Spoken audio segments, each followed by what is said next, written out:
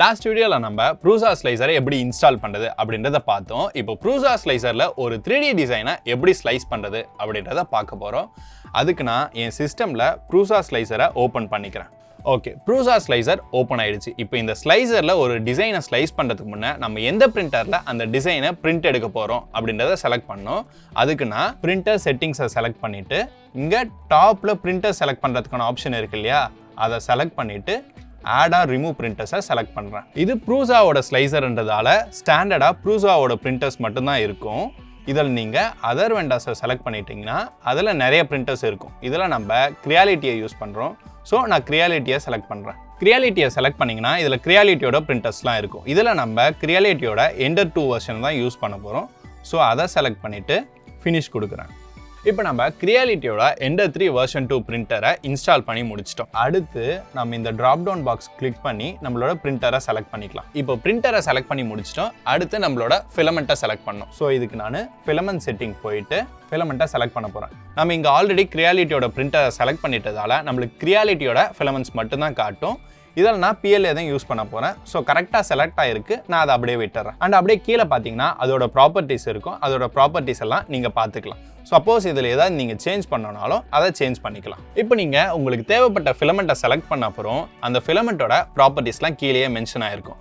Like diameter, density, நாசலோட temperature, பெட்டோட டெம்பரேச்சர்லாம் எல்லாமே இருக்கும். நம்ம இப்போ ஃபிலமெண்ட்டோட செட்டிங்கையும் முடிச்சிட்டோம். அடுத்து பிரிண்ட் செட்டிங்கை பார்க்க போகிறோம். ஸோ நான் இங்கே பிரிண்ட் செட்டிங் ஆப்ஷனை கிளிக் பண்ணி பிரிண்ட் செட்டிங்க்கு வந்துட்டேன். இங்கே டாப்பில் ஆப்ஷன் இருக்கு இல்லையா, அது வந்து லேயர் திக்னஸை சொல்லும். நீங்கள் லேயர் திக்னஸை எவ்வளோக்கு எவ்வளோ கம்மி பண்ணுறீங்களோ அவ்வளோக்கு அவ்வளோ ஃபைனான பிரிண்ட் எடுக்க போகிறீங்க. ஸோ லேயர் திக்னஸ் இன்க்ரீஸ் ஆக பிரிண்டோட குவாலிட்டி கொஞ்சம் கொஞ்சமாக குறையும். நான் இங்கே 0.16 mm அட் கிரியாலிட்டியை செலக்ட் பண்ணுறேன். ஓகே, இப்போ நான் இங்கே லேயர் திக்னஸை செலக்ட் பண்ண உடனே இங்கே ப்ராப்பர்ட்டிஸில் லேயர் திக்னஸ் 0.16 mm செலக்ட் ஆகிருக்கு.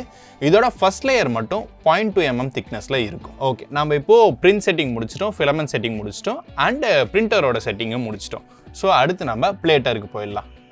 இங்கே பிளேட்டரில் பார்த்தீங்கன்னா இங்கே கிரியாலிட்டியோட பிரிண்ட் பெட் வந்திருக்கும். அண்ட் சைடில் பார்த்தீங்கன்னா நம்ம செலக்ட் பண்ண பிரிண்ட் செட்டிங், ஃபிலமெண்ட் செட்டிங், பிரிண்டரோட செட்டிங்கும் அப்டேட் ஆகிருக்கும். Prusa ஸ்லைசிங் சாஃப்ட்வேரில் ஆல்மோஸ்ட் எல்லா செட்டிங்கும் நமக்கு தகுந்த மாதிரி நம்ம சேஞ்ச் பண்ணி வச்சுட்டோம்.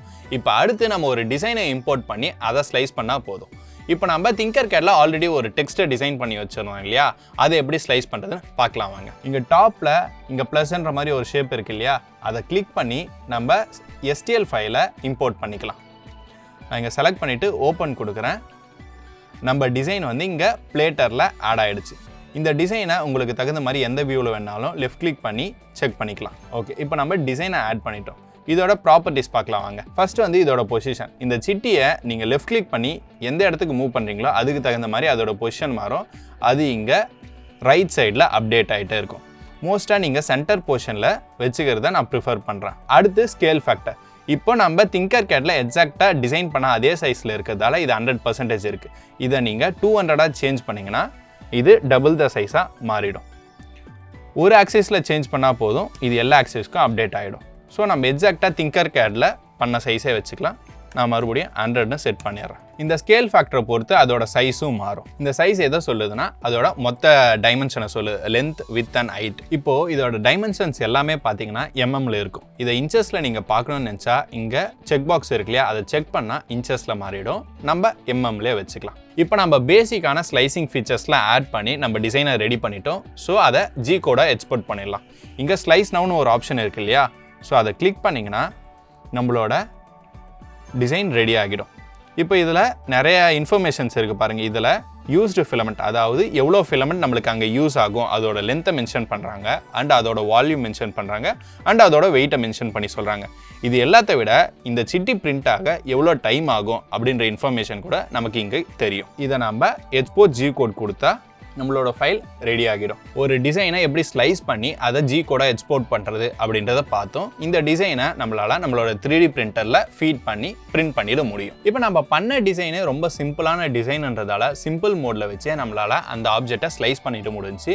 இதுவே நம்ம இது மாதிரி காம்ப்ளெக்ஸான ஆப்ஜெக்ட்லாம் ஸ்லைஸ் பண்ணோன்னா அதுக்கு அட்வான்ஸ் அண்ட் எக்ஸ்பர்ட் மோடை யூஸ் பண்ணணும்.